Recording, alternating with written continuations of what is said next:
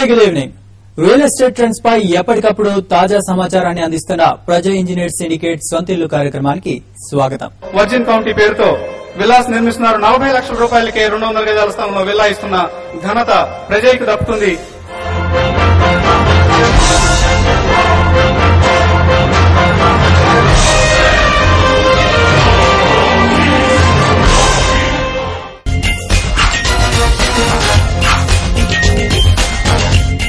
విభజన సెగ Hyderabad real estate market ను కుదిపేసింది. ఇటు భాగ్యనగరంలోనూ అటు సీమాంధ్రలోనూ బుకింగ్స్ లేక బిల్డర్లు దిగాలుగా కూర్చున్నారు. అయితే కేంద్రం ఐటీఐఆర్ ప్రకటనతో ప్రస్తుతం కొంతమేర పరిస్థితి మెరుగుపడిందని రియల్ ఎస్టేట్ వ్యాపారులు అంటున్నారు. హైదరాబాద్ రియల్ ఎస్టేట్ ఎప్పటికీ పూర్వవైభవం సంతరించుకోనుంది. అసలు బిల్డర్ల మనోగతం ఏంటి? What's the story?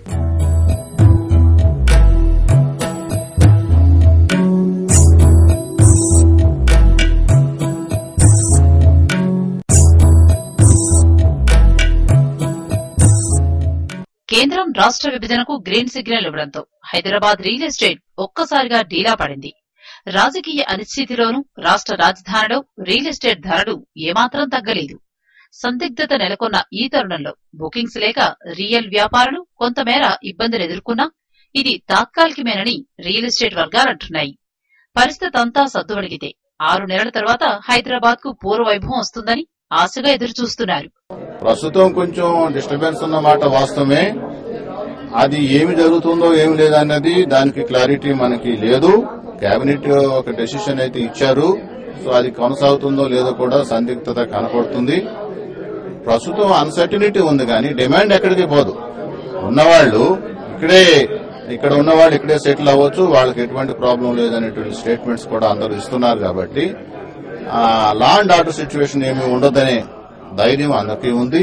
అంచేది ఇక్కడ ఉన్నవాళ్ళు ఎక్కడికి వెళ్లే పరిస్థితి లేదు. కొంత ఎంప్లాయ్మెంట్ ఏదైనా షిఫ్ట్ అవుతుందంటే అది over a period of time అండి. విభజనతో భాగ్యనగరంలో స్థిరాస్తులపై పెట్టుబడి పెట్టేందుకు జనం వేచి చూసే ధోరణి అవలంబిస్తున్నారు. రేట్లు ఇంకా తగ్గే అవకాశాలున్నాయనే భావనే ప్రజల్లో బలంగా నాటుకుపోయింది.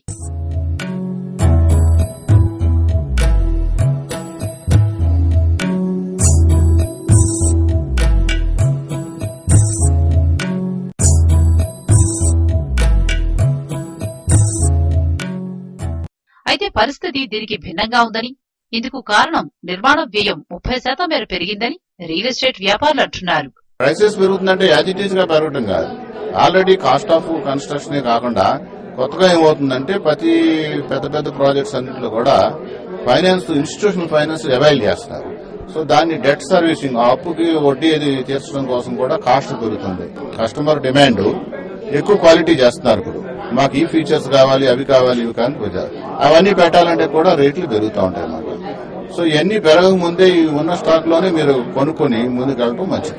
రాష్ట్రంలోని 2 టైర్ 3 టైర్ నగరాలతో పోల్చుకున్నా హైదరాబాద్ లో రియల్ ధరలు తక్కువగానే ఉన్నాయని, పెట్టుబడులు పెట్టేందుకు ఇదే సరైన సమయమనేది వారి వాదన. రాష్ట్ర విభజన రాగానే హైదరాబాద్ రియల్ ఎస్టేట్ తగ్గిందంటే అనుకోవడానికి లేదు. It is only A temporary face. ఒక్కసారి అన్ని సెటిల్ డౌన్ అయిన తర్వాత, అంటే పొలిటికల్ ఇన్స్టెబిలిటీ సెటిల్ డౌన్ అయిన తర్వాత Hyderabad market is going to improve. చెప్పడానికి చాలా సైంటిఫిక్ రీజన్స్ ఉన్నాయండి. ఫర్ ద పాస్ట్ 4 years నుంచి కాస్ట్ ఆఫ్ కన్స్ట్రక్షన్ ఇంక్రీజ్ అవుతుంది కానీ సెల్లింగ్ రేట్ పెరగలేదు. సెకండ్ థింగ్, ఇప్పుడున్న రేట్స్ హైదరాబాద్ లో చూసుకుంటే they are very cheap, affordable and they are almost all 50%, 60% of Chennai and Bengaluru. అదే కాకుండా if you compare the rates in most of the cities in North India, Hyderabad rates are very reasonable.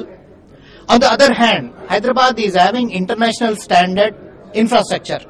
If you take the international airport and a outer ring road, which is the best outer ring road in Asia, we can call it, and the radial roads, connectivity radial roads, the weather condition, the people, all these adds saying that definitely Hyderabad is going upward trend in near future. Hyderabad దాని పరిసర ప్రాంతాలను కలిపి 202 కిలోమీటర్ల విస్తీర్ణంలో సుమారు 50,000 ఎకరాల స్థలంలో information technology investment region ITIR ఏర్పాటునకు కేంద్రం పచ్చజెండా ఊపింది. 2.19 lakh crores ఇన్వెస్ట్మెంట్స్ ఐటీఐఆర్ ఇండస్ట్రీలో ఉన్నది. 50,000 acres the government has allotted surrounding Hyderabad.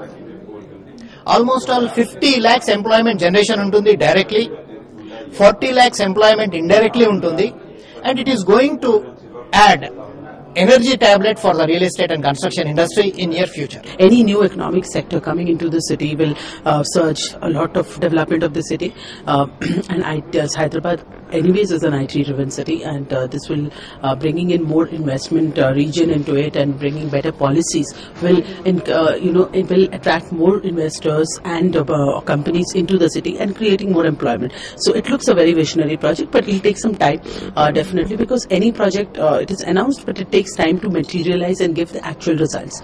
వచ్చే 5 ఏళ్లలో 2,19,000 కోట్ల రూపాయల వ్యయంతో ఏర్పాటు చేసే ఈ ఐటీఐఆర్ దాదాపు 15 లక్షల మందికి ప్రత్యక్షంగాను, పరోక్షంగా 55.9 లక్షల మందికి ఉపాధి లభించనుంది. Hyderabad is going to be next electronic city of India. ఎందుకంటే ఇప్పుడు అనౌన్స్ చేసిన ఐటీఐఆర్ లో డైరెక్ట్ ఎంప్లాయ్మెంట్ వచ్చి 15 lakhs ఉంటుంది, ఇండైరెక్ట్ ఎంప్లాయ్మెంట్ వచ్చి మోర్ దాన్ 50 lakhs ఉంటుంది. It is going to B one more city of Hyderabad.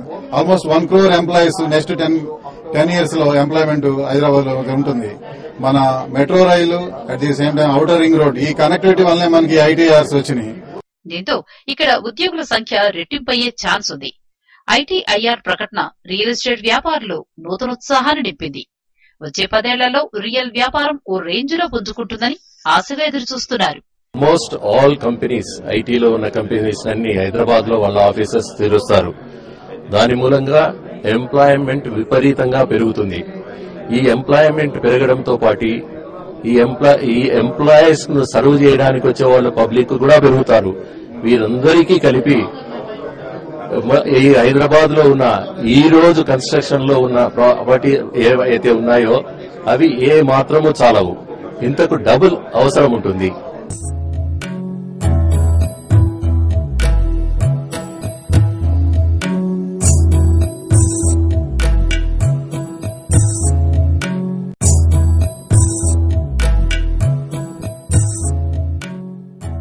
ప్రస్తుతం నెలకొన్న అనిశ్చిత పరిస్థితుల్లోనూ బిల్డర్లకు, కొనుగోలుదారులకు ఉత్సాహాన్ని నింపేందుకు Andhra Pradesh real estate developers association APREDA ఈ నెల 25 నుంచి 3 రోజుల పాటు 4వ ప్రాపర్టీ షోను హైదరాబాద్ లోని హైటెక్స్ ప్రాంగణంలో నిర్వహించనున్నట్లు ప్రకటించింది. ఈ ప్రదర్శనకు 50,000 మంది సందర్శకులు వస్తారని అంచనా వేస్తున్నామని, 180 స్టాల్స్ ను ఏర్పాటు చేస్తున్నామని అప్రెడా ప్రతినిధులు అంటున్నారు. అప్రెడా ప్రాపర్టీ షో ఈసారి ఫుట్ ఫాల్స్ మోర్ దెన్ 60,000 ఉంటాయంటని ఎక్స్పెక్ట్ చేస్తున్నాము. 180 స్టాల్స్ పెట్టాము. 180 స్టాల్స్ లో మీకు not only the builders and real estate ventures, we got GHMC, HMDA stalls ఉన్నాయి, సబ్ రిజిస్టర్ స్టాల్స్ ఉన్నాయి. అది కాకుండా ఫైనాన్షియల్ ఇన్స్టిట్యూషన్స్ అన్ని పెట్టారు. సో ఈ property show when we compare with other property shows it's totally different. Basic thing is it is organized by Aperda, where all the builders are there. It is friendly for the public. Property exhibition 3 రోజులు జరుగుతున్న మూలాన మొదటి రోజు ఈ knowledge conference చేస్తున్నాము. ఈ యొక్క knowledge conference union minister మరియు చీఫ్ మినిస్టర్ ఆఫ్ ఆంధ్రప్రదేశ్ ఇతర డిగ్నిటరీస్ తో ఇనాగ్రేషన్ జరపబడుతుంది. ఇక్కడ ఉంటున్న ప్రజలకి ఇల్లు కొనుక్కోవడానికి కానీ, అపార్ట్మెంట్ కొనుక్కోవడానికి కానీ, ఆఫీస్ కొనుక్కోవడానికి కానీ వారికి ఎన్నో డోర్స్ ఓపెన్ అవుతాయి.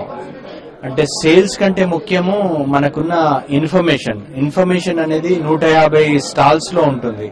ఈ 150 స్టాల్స్ లో బిల్డర్స్ తో పాటు GHMC, HMDA, HMR, registration department అన్ని గవర్నమెంట్ యొక్క డిపార్ట్మెంట్స్ కూడా పాల్గొంటున్నాయి. కాబట్టి అనిశ్చిత పరిస్థితులు తొలగి ఓ క్లారిటీ వస్తాయి.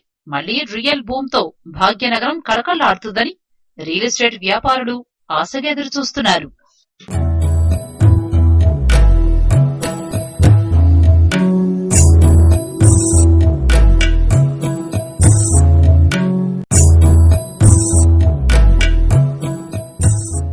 ప్రజా ఇంజనీర్ సిండికేట్ సొంతిల్లు కార్యక్రమంలో ఇప్పుడు స్వల్ప విరామం తీసుకుందాం.